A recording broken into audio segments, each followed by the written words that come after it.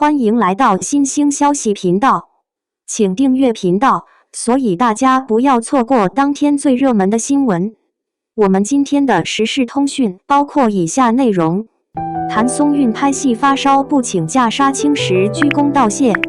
谭松韵拍戏发烧不请假，杀青时鞠躬道谢，那束颤抖的花见证了他的修炼。凌晨2点，剧组的灯光终于熄灭，谭松韵抱着一束花，微微弯腰，对每一位工作人员鞠躬。镜头外，他的手在发抖，不是表演，而是高烧未退后的余波。那束花也跟着颤抖。5个月的拍摄终于结束，兰香如故杀青的这一刻，所有的疲惫、焦虑与倔强都融化成了这一句深深的礼。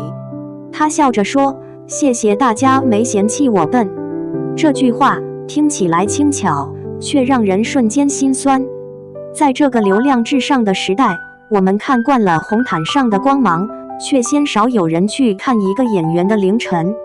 兰香如故剧组的工作人员曾在社交平台上提到，他每天最早到片场，最后一个走，凌晨4点梳妆，凌晨2点收工，中间几乎没停过。双引号，5个月的拍摄周期，他只休息了9天，1年365天，他的工作日高达356天，几乎没有所谓的假期。在一次夜戏拍摄中，他高烧到39度，浑身发抖。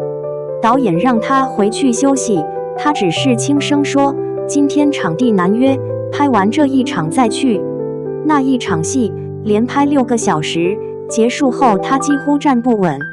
有人说他拼命三娘，他却总笑着摇头：“这没什么，我的同事们更辛苦。”他不喜欢被称为敬业，因为在他眼里，这只是本分。谭松韵常说自己笨，他记台词慢，动作练习得多，拍一场哭戏可能要酝酿好几天。在以家人之名中，他拍一场失声痛哭的戏，导演原计划拍2条，他坚持拍了6条。我怕情绪不到位，对不起角色，他这么解释。正因为这种笨拙，他的表演总带着一种生活的真实感。他不是靠技巧取胜的演员，而是靠沉浸。每一个笑容，每一滴泪，都似乎有温度，有呼吸。当下的娱乐圈，流量可以速成，热度可以购买，但一个角色的灵魂不会被算法复制。谭松韵的笨，正是他的聪明。他知道，时间和真诚是唯一能留下的。谭松韵的成名很慢，从《甄嬛传》里的纯贵人，到最好的我们的耿耿，他走了10年。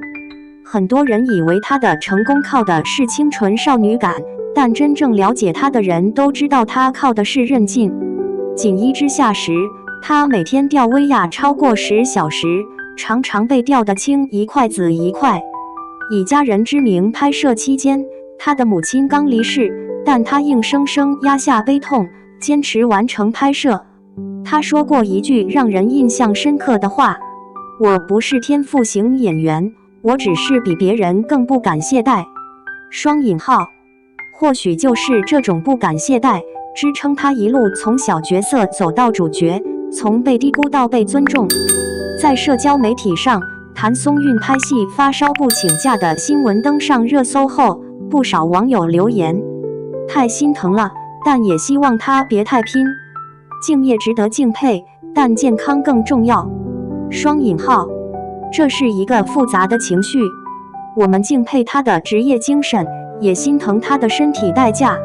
影视行业的工作节奏常常被外界忽略。一部剧组200-300人，每一场戏的布景、灯光、道具、群演都环环相扣。一旦主角请假，整个剧组就要停摆。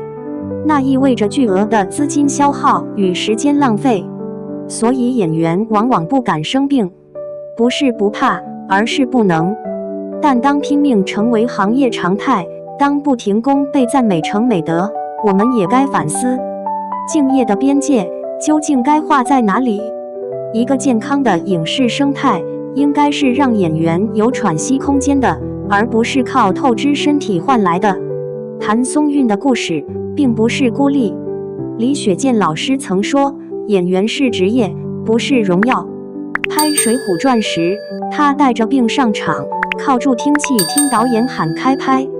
张译为一个简单的转身动作练习上百遍，只为了找到最自然的节奏。周迅拍《风中奇缘》时，连续10小时没吃饭，只为保持人物情绪不掉线。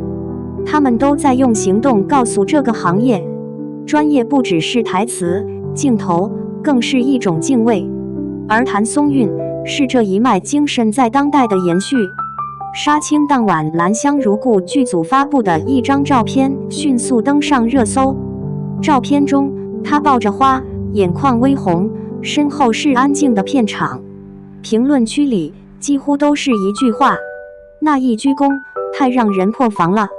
双引号，网友们纷纷留言：她不说话的时候最打动人。演技是一场修炼，她的真诚就是最大的力量。希望她也能学会休息，不要再让自己发烧拍戏。双引号，短短几个小时，话题阅读量破亿，但比数字更重要的是观众的情感共鸣。他们开始看到光环之外一个演员的真实努力。在杀青视频的最后，谭松韵轻轻对镜头说：谢谢大家。